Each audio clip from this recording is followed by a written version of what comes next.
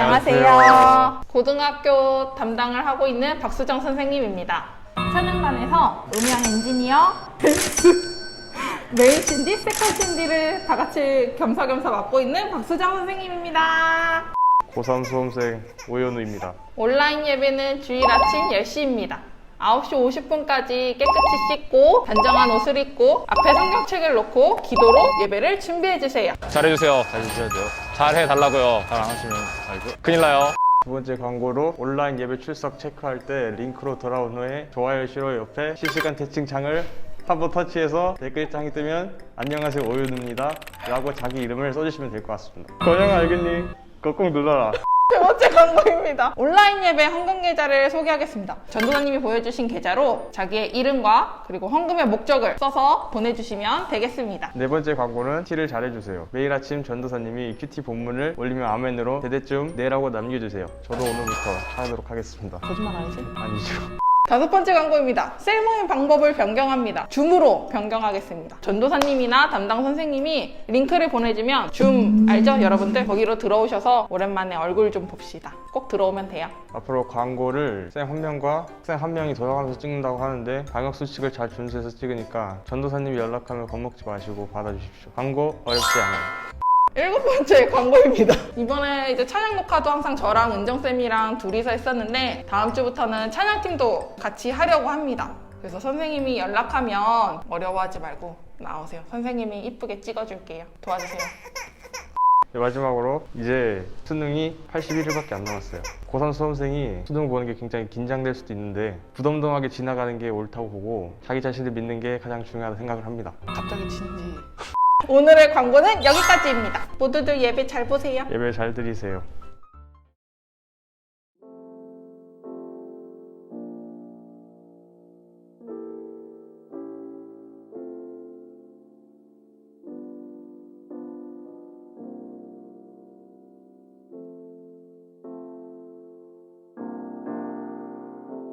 참 고마운 친구 나의 예수님 나는 깨지기 쉬운 질그릇과 같으나 때론 낙심해도 포기치 않음은 예수의 생명이 내 안에 있기에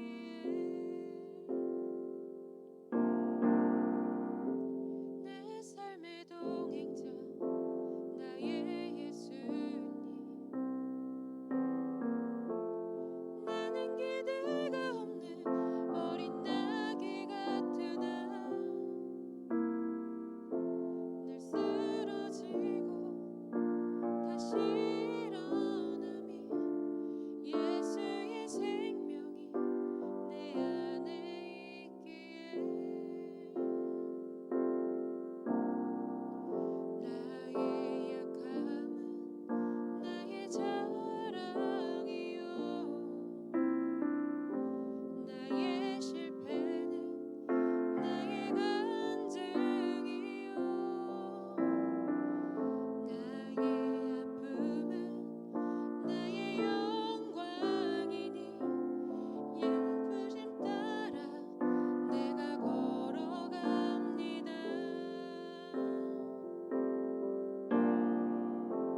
내 삶의 동행자 나의 예수님 나는 기대가 없는 어린 나귀 같으나 늘 쓰러지고 다시 일어남이 예수의 생명이 내 안에 있기에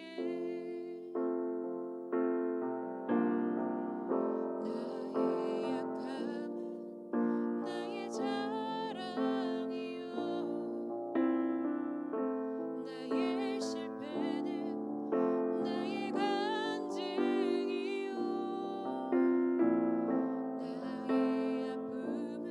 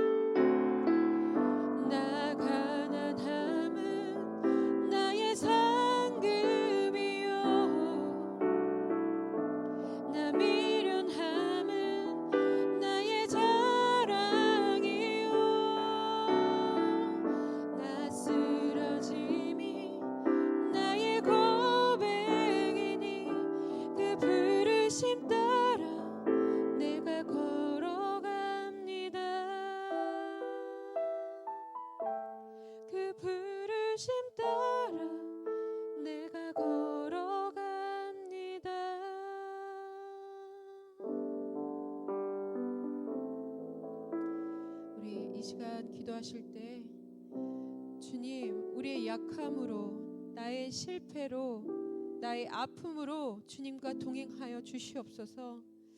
주님의 생명이 우리 안에 있음을 우리 입술로 고백하여 주시고, 요셉과 같은 믿음으로 실패함으로 주님을 더 붙들고 그 아픔이 주님께 영광됨을 믿음으로 나아가게 하여 달라고 우리 예배를 위해서 우리 다 같이 조용히 기도하시겠습니다.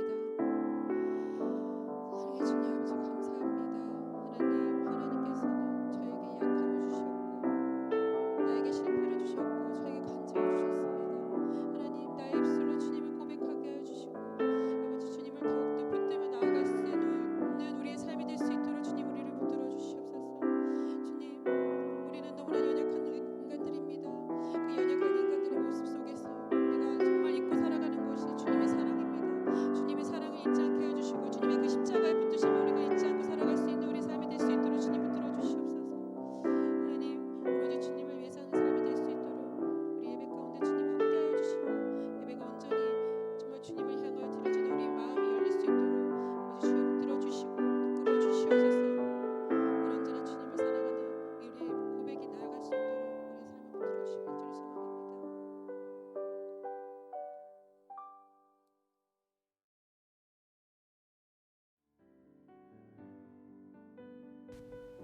하나님 아버지, 감사합니다. 이번 주 한 주도 저희를 건강하게 지켜주셔서 감사합니다.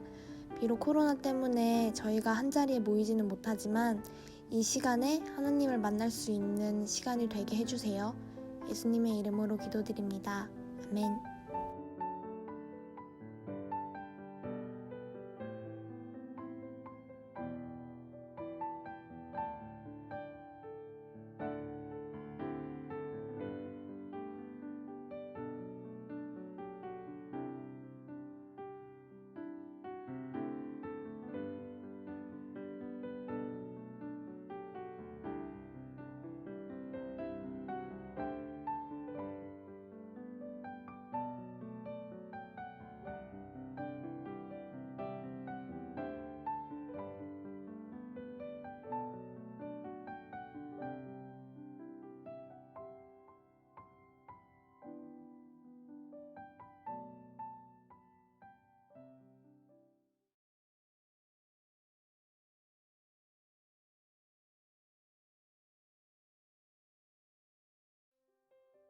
네, 온라인으로 예배드리는 우리 드림네 친구들 주님의 이름으로 축복합니다.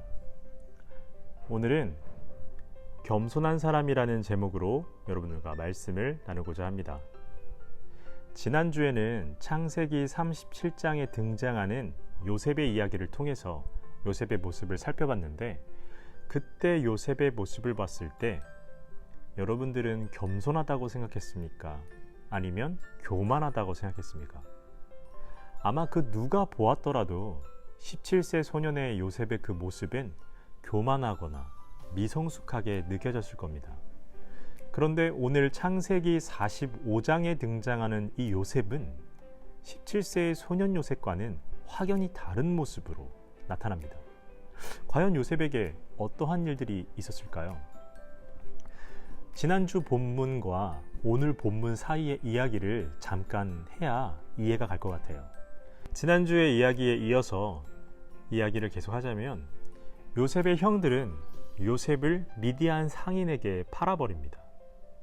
그리고 미디안 상인은 그 요셉을 이집트 바로 왕의 신하인 친위대장 보디발에게 또 팔아요. 그리고 요셉은 그 보디발의 집에서 노예로 지내게 됩니다.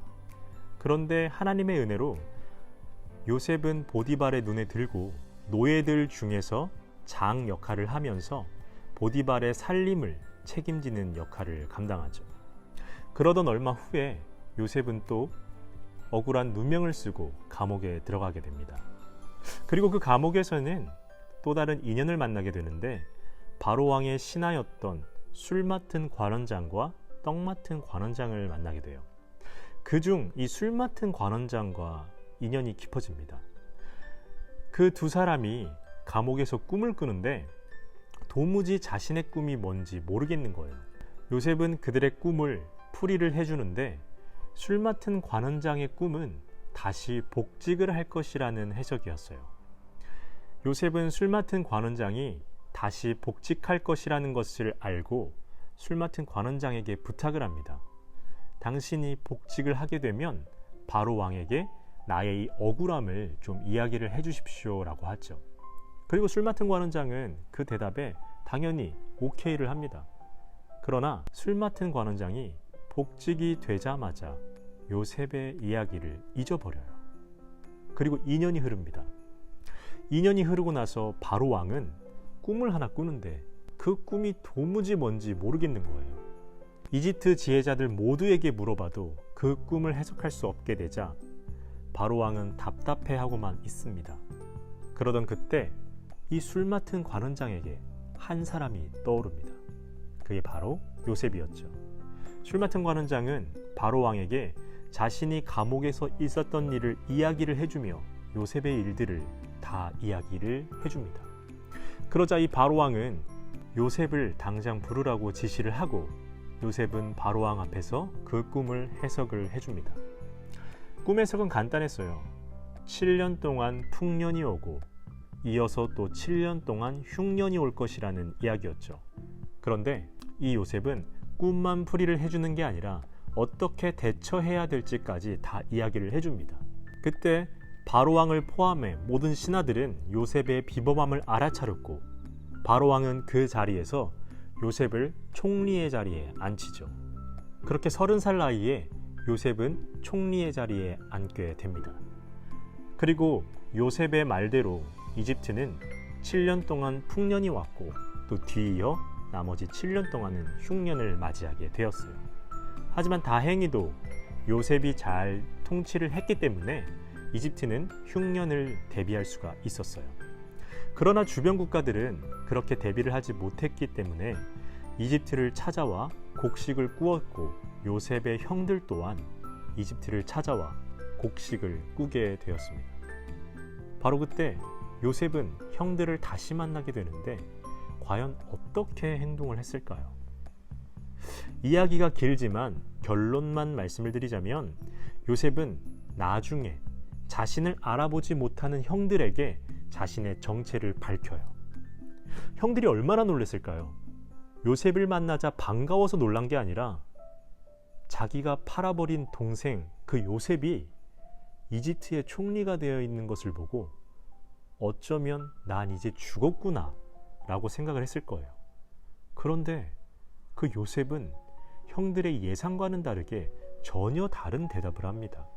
오늘 본문인 창세기 45장 5절을 여러분 성경책을 보며 다 함께 읽어보도록 하겠습니다. 당신들이 나를 이곳에 팔았다고 해서 근심하지 마소서, 한탄하지 마소서. 하나님이 생명을 구원하시려고 나를 당신들보다 먼저 보내셨나이다. 아멘. 이 5절의 핵심 내용이 보이시나요? 앞에 있는 근심하지 마소서, 한탄하지 마소서, 이 부분이 아니라 뒤에 있는 하나님이 나를 보내셨나이다, 이 부분이에요. 17세의 요셉이었다면 이렇게 대답 안 했을 거예요. 형들에게 오히려 따졌겠죠. 내가 그때 꿈 이야기 하지 않았냐고, 당신들 내 꿈 듣고 오히려 나를 미워하지 않았냐고, 그거 보라고, 지금 어떻게 됐냐고, 이렇게 따졌을 테지만 지금 요셉의 나이가 거의 40살쯤인데 전혀 다른 태도를 취하죠. 뭐라고 합니까? 하나님이 나를 보내셨습니다 라고 이야기를 하죠.